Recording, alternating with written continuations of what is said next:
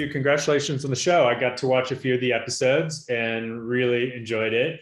Maybe let's start with you, Vance, and talk a little bit about who the Tallboys are. Did it come together? Did you guys know each other previously, or did it just come together for the show?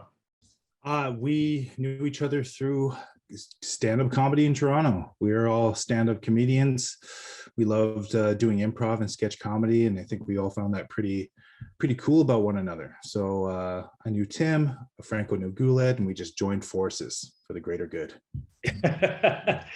Bruce, talk about how you got involved with the project and why you wanted to get involved. But don't forget, let's not move past that great movement where Vance showed how they came together. I sometimes go to Humber College and just like restage some scenes. They have a comedy course there. And I went, and of all the scenes, one of the people was there was Vance. And I just thought, oh, he's really good. And then someone said, oh, he's got a comedy troupe too. And so it was just that lucky intersection. And I remember then I had a meeting with Vance. He was about 45 minutes late. And I think sweating because it was a hot day in Toronto.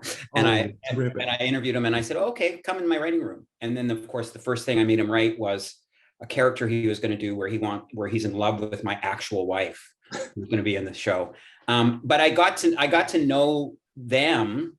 And when I went to one of their shows and they did, PSA, which is a thing about, it's not really satire about race. It's a conversation and satire about race. It's like, holy F.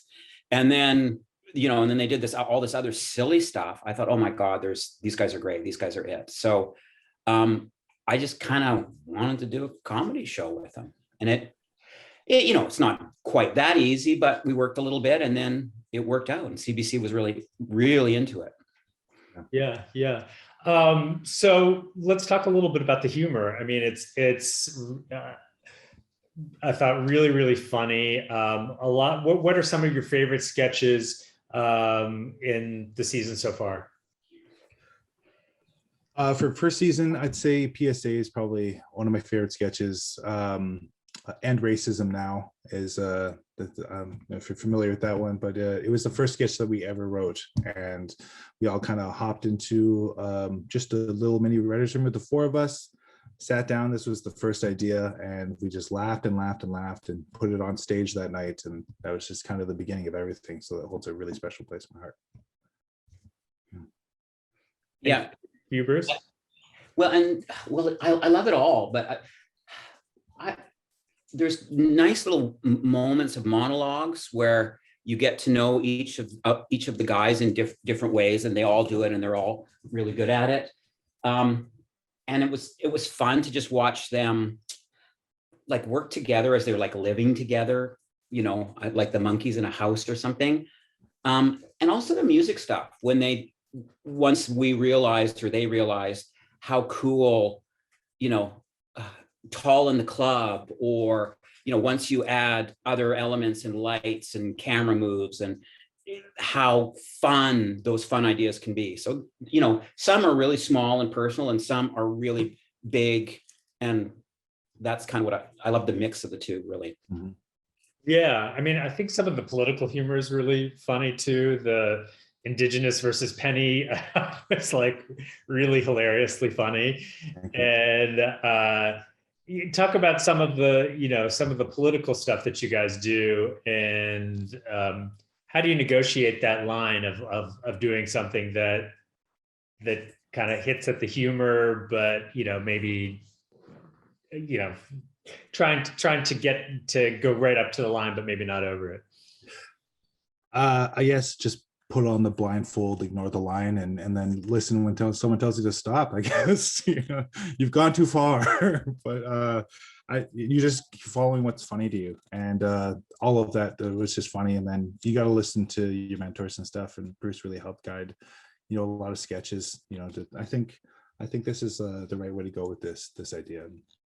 Yeah, but also like first of all, who's doing something like comparing, a First Nations person to a penny, like on TV, and Vance is allowed, that's the fun part. Vance is allowed. We have a great scene in the third season about how bad the drinking water is on the reservations, which is an ongoing insanity here in Canada. And it's like, of course, Vance can satirize that, and it's hilarious. And they all have their points of view that are all either cultural or social, where they're allowed. so that's one of the powers, I think, of the show. Yeah, and it is interesting that it's definitely one of the more diverse comedy troupes that you've seen on TV, and that's kind of powerful because you can touch on and deal with a lot of different issues that maybe other comedians don't. Talk about that as sort of one of the strengths for the show, that you do have this kind of these different voices that maybe you haven't seen as much of as we should have. Well, for me, that's, the fact that I can have an Indigenous star, in my midst, just knocking it out, or Franco can do a monologue about Asian fever, or Guled can do a thing about being Somalian and what he's having tea with his Somalian grandma. It's like, it's these authentic voices, as we always talk about. No one was cast for this show. There's no, can we have some special players who are of other, colors or something? It's like these four who each have their thing, and then they have their fourth thing together. And one of the interesting things for me was always like, I don't really know how they make decisions. Sometimes I was in on them. Sometimes you say, okay, you guys go away and then come back and tell us which scenes you want to do and which ones you don't. And so they have their power as a group, and then they have their individual points of view and powers from their own, cultural points of view. Yeah, Vance, can you speak to that a little bit? Yeah, just yeah,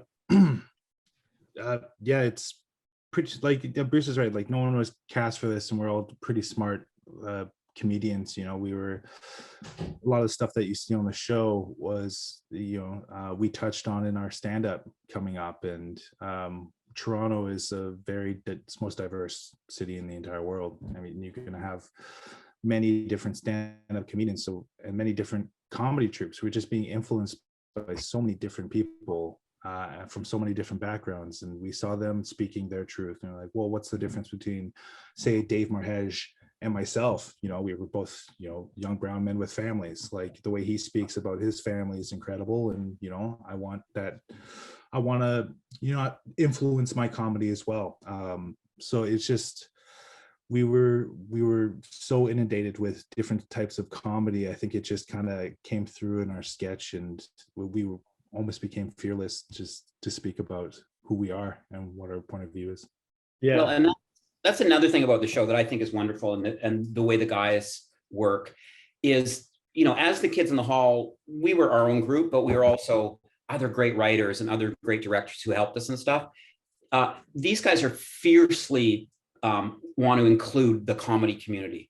They'd have lists of hundreds of comedians they want us to find places for, and we found places for lots of them in parts as writers, punch up people. And it's like, they didn't go, oh, it's my turn. No, I should be on stage. I should have the whole show. They were like, oh no, how do we get all these other, which I also have seen too, all these great, there's hundreds of great young comedians working in Toronto. And it's like, the Tallboys are the four, but they wanted to include a lot of their contemporaries. And I think the show benefits from that.